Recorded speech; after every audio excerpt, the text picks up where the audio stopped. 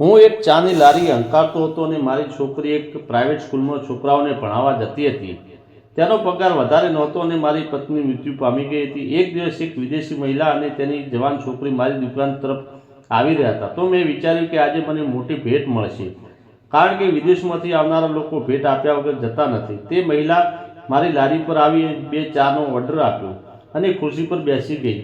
તે મને એક નજરે જોઈ રહી હતી. તે ખૂબ જ પૈસાદાર મહિલા હતી. તેની ઉંમર લગભગ 35 વર્ષની હશે. તે વારવાર પોતાની ઘડિયાળમાં જોતી હતી અને મારા ચહેરા સામું જોઈ રહી હતી. તેણીએ મને પૂછ્યું, આ ચાની લારી ચલાવીને તને કેટલા પૈસા મળે છે? મેં કહ્યું કે મેડમ, હું 9-10 હજાર રૂપિયા મહિને કમાઉં છું. તે વધારે મારી સાથે વાત કરવા લાગ્યો. મેં તેને આગળ કહ્યું કે હું મુશ્કેલથી મારું કુટુંબ ચાલે છે. તો તે મને કહેવા લાગી, આટલા પૈસામાં તો ઘરનો ખર્ચ પણ પૂરો ન થાય. મેં કહ્યું, તમારી વાત સાચી છે, પણ હું શું કરું? મારી પાસે બીજું કોઈ કામ નથી. હું પહેલે શાકભાજી વેચતો હતો, પણ તેમાં મને વધારે પૈસા મળતા નહીં, કારણ કે શાકભાજી ન વેચાય તે ખરાબ થઈ જતું, તેનાથી નુકસાન વધારે થતું. તો તે મહિલા કહેવા લાગી કે જો તારે કામની જરૂર હોય તો હું તને કામ આપીશ. શું તું મારા ઘરે કામ કરીશ? તો મેં તેમને કહ્યું કે મને ઘરનું કામ કરવાનો કોઈ અનુભવ નથી. તો તેને કહ્યું કે ઘરકામ કરવા માટે કોઈ ખાસ અનુભવની જરૂર નથી અને મોટો વજન પણ ઉપાડવાનું નથી. હું તને પગાર સારો આપીશ. મેં કહ્યું, તમે મને કેટલો પગાર આપશો? તો તેણે મને કહ્યું, 50,000 રૂપિયા આપીશ. મારા હાથમાંથી ચાનું પેકેટ પડી ગયું. હું વિચારવા લાગ્યો કે તેના ઘરમાં મારા માટે શું કામ હશે. હું રસોડાનું કામ હશે કે બહારથી કોઈ સામાન લાવવાનો હશે? શા માટે તે મને આટલો મોટો પગાર આપવાનો છે? આટલો મોટો પગાર તો કોઈ સરકારી શિક્ષકનું પણ નથી. મેં કહ્યું, મેડમ, તમે મારી મજાક કરી રહ્યા છો. તમારા ઉપર ઈશ્વરની દયા છે એટલે તમે અમીર છો. તેનો મતલબ એવો નથી કે તમે અમારી જેવા નાના માણસોની મજાક ઉડાવો. તો તે કહેવા લાગી કે હું તારો મજાક નથી ઉડાવતી, સાચું કહું છું. તો હું તને 50,000 રૂપિયા પગાર આપીશ, કારણ કે તું મારા ઘરમાં માટે દરેક વસ્તુ આસાનીથી લઈ શકે છે. હું ગરીબ માણસોની સહાય કરવા માંગુ છું, જેનાથી મારા મનને શાંતિ મળે છે અને પુણ્યનું કામ થાય છે. મેં તેને ધન્યવાદ કહ્યું. તો તેણે કહ્યું કે જો તું મારી સાથે નોકરી કરવા માટે તૈયાર હોય તો તારે અત્યારે જ મારી સાથે આવવું પડશે. હું તને આજે જ કામ વિશે બધું જણાવી દઈશ અને કાલથી તારે નોકરી પર આવી જવું પડશે. હું ખુશીથી નાચવા લાગ્યો. મેં ઈશ્વરનો આભાર માન્યો. સાચું કહું તો મને હજી પણ વિશ્વાસ નહોતો. મારા માટે આ બધું એક સ્વપ્ન જેવું હતું કે મને એવી નોકરી મળશે જેની અંદર આટલા બધા રૂપિયા મળશે. મેડમે મને ગાડીમાં બેસવા માટે કહ્યું. હું પાછળની સીટ પર બેસી ગયો તો મેડમે મને વચ્ચેની સીટ પર બેસાડ્યો. હું ત્યાં આવીને બેસી ગયો. ગાડીમાં એસી ચાલુ હતું અને આ બધું સ્વર્ગ જેવું લાગી રહ્યું હતું. હું કિંમતી ગાડીમાં હું ક્યારેય પણ બેઠો નહોતો. અડધો કલાક પછી હું તેમના ઘરે પહોંચ્યો. તેનું ઘર જોઈને હું દંગ જ રહી ગયો. હું ખૂબ જ મોટું ઘર હતું. ઘરની ચારે બાજુ સુંદર મજાનો બગીચો હતો. હું વિચારવા લાગ્યો કે બસ મારે અહીં કામ કરવું છે, કારણ કે આટલો મોટા ઘરની સાફ સફાઈ અને મોટા બગીચાની દેખભાળ કરવા માટે ઘણો સમય લાગે છે તે હતું. પરંતુ જ્યારે હું અંદર ગયો તો મેડમે મને કહ્યું કે તારે સફાઈ કરવાની નથી બગીચાનું ધ્યાન રાખવાનું. મેં આ બધું કામ કરવા માટે પહેલાં 3-4 નોકર રાખેલા છે. તારે તે બધા પાસે કામ કરાવવાનું છે. બજારમાંથી સામાન લાવો અને આ બધા નોકરો બરાબર કામ કરે છે કે નહીં તેનું ધ્યાન રાખવાનું.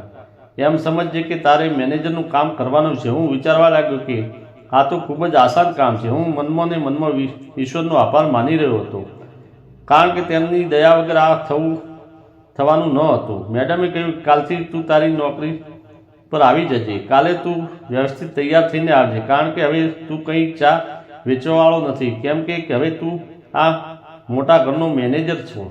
તેની વાત સાંભળીને મને પણ આનંદ આવી રહ્યો હતો. અચાનક મારી કિસ્મત બદલાઈ ગઈ હતી. રોડના કિનારે ચા વેચતા વેચતા હું એક મોટા ઘરનો મેનેજર બની ગયો. મેડમે મને થોડા રૂપિયા પણ આપ્યા. હું વિચારીને જ્યારે હું આ વાત મારી દીકરીને કહીશ તો તે પણ ખૂબ ખુશ થઈ જશે. બીજા દિવસે હું નોકરી ઉપર લાગી ગયો. આમ 10-15 દિવસ જતા રહ્યા. તેની મને ખબર પણ ન રહી. એક દિવસ મેડમે મને કહ્યું કે આજ રાતે તું ઘરે ન જતો. મેં કહ્યું, મેડમ, મારે ઘરે તો જવું જ પડશે, કારણ કે મારી છોકરી એકલી હોય છે. તો મેડમે કહ્યું, ઠીક છે, તું 10 વાગ્યા પછી જઈ શકે છે. આટલું કહીને તેણે મને એક સુંદર મજાના રૂમની અંદર બેસાડ્યો અને કહ્યું કે મારે તારું કંઈક ખાસ કામ છે, તું અહીંયા બેસ, હું આવીને બતાવું છું. હું તે રૂમની અંદર કલાક સુધી બેઠો અને તેમની રાહ જોતો રહ્યો, પરંતુ તે મને ન આવ્યું. હું વિચારવા લાગ્યો કે આ તો કેવું કામ હશે. ઘરના બધા કામો તો પૂરા થઈ ગયા હતા. તે 2 કલાક પછી મેડમ આવ્યા. તેમણે ખૂબ જ ટૂંકા અને આકર્ષિત કરે તેવા કપડાં પહેર્યા હતા. તે જોવામાં ફિલ્મની મોડલ લાગી રહ્યા હતા. મેં કહ્યું, મેડમ, શું તમે કોઈ પાર્ટીમાં જાઓ છો? કારણ કે ગાડીનો ડ્રાઈવર આજે રજા ઉપર હતો. પરંતુ તે હસતા હસતા મારી પાસે બેસી ગયા. તેમણે મારો હાથ પકડ્યો અને અજીબ હરકત કરવા લાગ્યા. મેં કહ્યું, મેડમ, આવી હરકત તમને શોભા દેતી નથી. તો મેડમ કહેવા લાગ્યા, આજના જમાનાની અંદર કોઈ પણ ઈમાનદાર નથી. મેં તને નોકરી પર એટલા માટે રાખ્યો કારણ કે તું મને આનંદ આપી શકે. આજે ઘણા જ નોકરો મેં ઘરે મોકલી દીધા છે. હવે ઘરમાં ફક્ત આપણે બંને છીએ અને તું પણ મારી ઉંમરનો જ છે. શું તને મારી આવી હરકતથી પરેશાની થાય છે? મેં કહ્યું, મેડમ, તમે મારી પાસે આવું કામ નથી કરાવી શકતા. હું આવું ક્યારેય પણ નહીં કરું. હું તમને મારી માની નજરે જોઉં છું. મારા દિલની અંદર તમારા માટે ઇજ્જત છે. જ્યારે મેં મેડમની સામે આ માનો શબ્દનો બોલ્યો તો મેડમ ઊભા થઈને બેન્જો વગાડવા લાગ્યા. હું તેની તરફ જોઈ રહ્યો તો તે બોલ્યા, આજ તે છેલ્લી પરીક્ષા પાસ કરી લીધી છે. હું તેને જોતો રહ્યો. મેં કહ્યું, કેવી પરીક્ષા? તો મેડમે કહી રહ્યા હતા કે હું તારી પરીક્ષા લઈ રહી હતી જે આજે તેને પાસ કરી દીધી છે. હું મારી એકની એક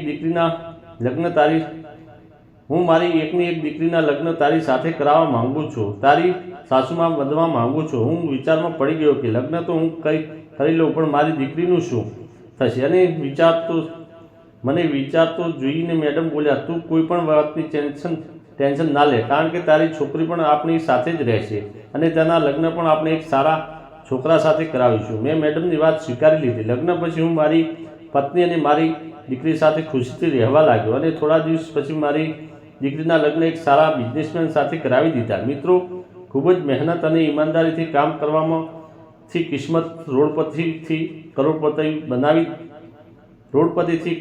બનાવી દે છે. જો તમને આ વાર્તા પસંદ આવી હોય તો વિડીયોને લાઇક અને ચેનલને સબસ્ક્રાઈબ જરૂર કરજો. ફરી મળીશું એક નવી વાર્તાની અંદર. ત્યાં સુધી આવજો.